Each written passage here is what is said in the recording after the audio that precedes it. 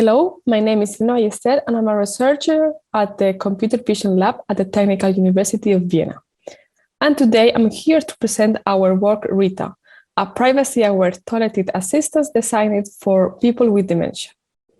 This is a collaboration between the Technical University of Vienna and the University of Alicante. First, I would like to start with an introduction of the topic, and I would like to begin talking a bit about dementia.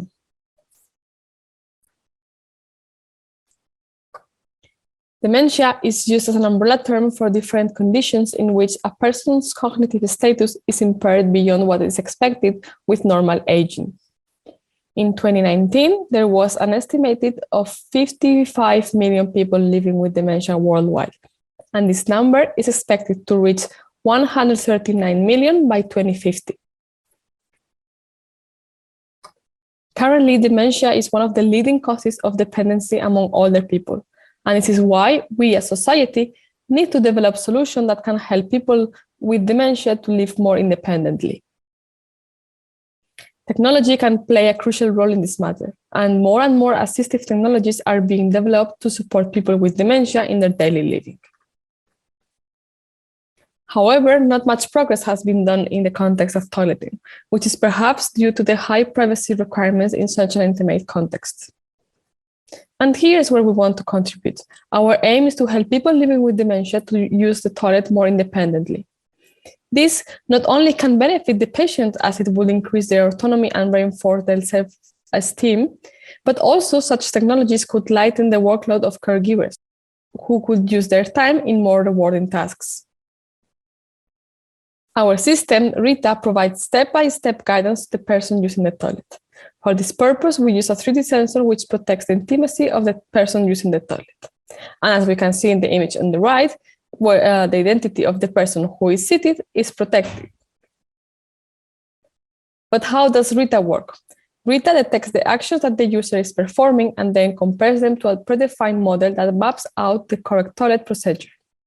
If problems are detected, such as wandering around the toilet room or sitting on the bowl for longer than a certain time threshold, then instructions are given to the user on what to do next. But which kind of instructions should we give to the user? It is clear that if the system was to be used by cognitively healthy individuals, it would be enough just to play a recorded message saying, for example, approach the toilet or sit down. But dementia causes communication problems, and we cannot communicate in the same way that we will do with healthy individuals. In addition, dementia affects people very differently, meaning that there is not a method that works for everyone, as the impairments vary from one person to another, depending not only on the progression of the disease, but also on the specific type of dementia, or the personality of the person before becoming ill. So when we face the problem of designing the interaction with people with dementia, we could not find enough information. We found some guidelines, but not concrete information that allows us to make specific design choices. These guidelines encourage communication to be tailored to the specific needs of each person, and in case this is not possible, they propose to follow a multimodal approach as it provides more channels for the delivery of the message. Here there is a brief summary of the modalities we have considered. First, we thought about verbal prompts, which simply involve guiding the person using spoken language. Then we also consider the use of text, meaning that the instructions are displayed on the screen so that the user can read them. The third option is the audiovisual one, which falls by definition in a multimodal approach. In this case, we will use a video or an image to give the instructions visually, and then a recorded message to communicate with the user verbally. In particular, we thought about using agents, which can be real, like the one on the right, or virtual, like the one on the left. And then we also consider two options: the agent talking directly to the user, like we see in the right, or having the agent performing the action so that the user can imitate it. Finally, the last modalities will involve the use of lights and sounds placed near the toilet, so it can attract the attention of the user.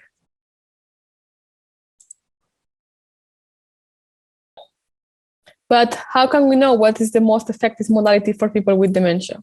Well, an option would be to try all those modalities and see which one works better. However, exposing people with dementia to faulty prototypes can lead to anxiety and future rejection. This is why, according to literature, the best is to collaborate in the first instance with caregivers, and then, when more mature prototypes are available, test them with people with dementia. And this is what we did. We organized 2 focus groups with health professionals from a care facility specialized in Alzheimer's. In total, 13 participants took part of the focus group sessions. We divided them into groups. Group 1, composed by 4 higher-level health professionals, and Group 2, with 9 nursing assistants that work as professional caregivers. Each session was divided into different parts. The first one was focused on interaction design, within questions about the different interaction modalities, while the second part addressed privacy and trust issues, as well as perceived usefulness by the professionals. I will now present the results of the first part, the one on interaction design. First, all the participants said that we should narrow down our target users, as at the beginning the system was intended to be used for both patients with mild and moderate dementia. But it was said that the symptomatology varies a lot from one stage to the other, so it was recommended that we focus on one of them. Then both groups agreed that the best option would be a combination of the video and verbal instructions. However, there was no agreement regarding the appearance of the agent. The higher professional, they preferred some virtual avatar, while the caregivers preferred more real images like the ones shown on the right. Concerning the use of text, it was perceived rather as distracting if used in combination with the audiovisual approach, so it was not recommended. As for verbal instructions, participants of both groups said that a familiar voice would play a crucial role, and that a good option would be that the messages are recorded by a caregiver of the care facility where the system is going to be implemented. In the same line, they said that it would be very useful if the exact same environment of the toilet that the residents normally use could be reproduced in the videos. It was also said that the verbal messages should be clear and as short as possible, but there was a disagreement in the level of imperiousness that we should use. The caregivers noted that when the residents are asked politely, they are often more responsive. But the first group said that we should keep the message short. Finally, for people with mild dementia, both groups said that interaction should be only initiated when a problem has been detected. Otherwise, the system could be perceived as too intrusive. As for the results of the second part, the participants from both groups rated positively the system and said that it would increase the patient's autonomy and reinforce their self-esteem and sense of dignity. They also said that it would be a relief for the workload of the caregivers, and one of them actually said that taking the residents to the toilet is the most time-consuming task. Both groups mentioned that the patients would need some time to adapt, but they were also confident that it's possible. They mentioned as well some practical aspects that could prevent the implementation of the system for all users. For example, the use of diapers. As for privacy issues, it is worth noting that the participants did not raise any concern until they were asked explicitly.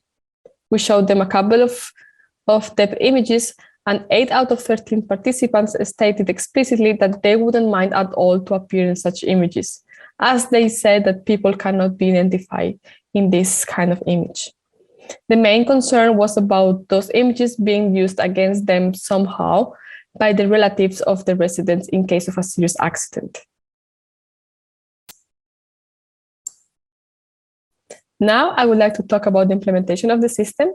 This is a block diagram of RITA.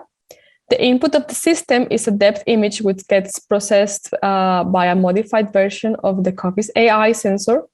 The output of the sensor is an MQTT message containing whether the person is sitting, standing, or falling, and the distance of that person from the toilet. The procedure checking module takes then this information and verifies whether the person actions conforms to the predefined model for toilet going procedure, and if not, gives the instruction to the user. This instruction is repeated up to 3 times with a time interval between repetition. And in case the user does not perform the action, a call is sent to a caregiver, and the system plays a message to inform the user that someone is coming to help. Now I would like to show you a couple of videos of the prototype running in the lab. For the purpose of the demonstration, we have used very short time thresholds. And in this first video, we want to demonstrate all the interaction of the system. So the person in the video will delay all the actions so that the system guides her through all the steps.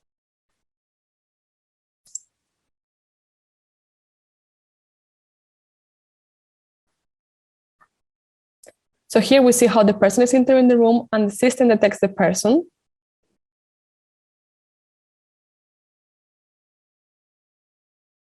Here we see how the person is wandering around the room and the system initiates interaction with this person.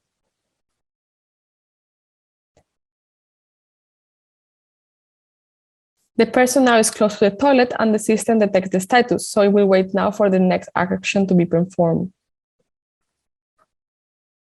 And since the person has not taken it yet, the system gives the instruction. And now we will see how the system will guide the person through all the different steps.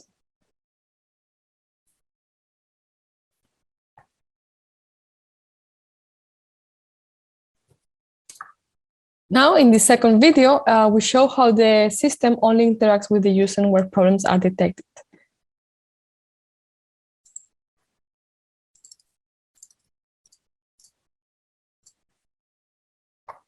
So in comparison with the previous video, the system is not giving any instruction for the 2 first actions.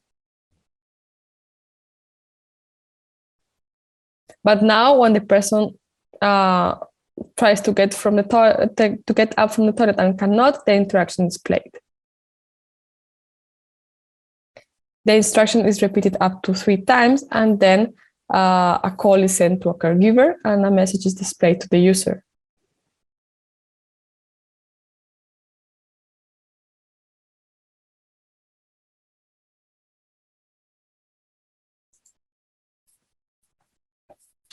Finally, I would like to go quickly through the specific design choices for the interaction, which have been based on the literature review and on the result of the focus groups.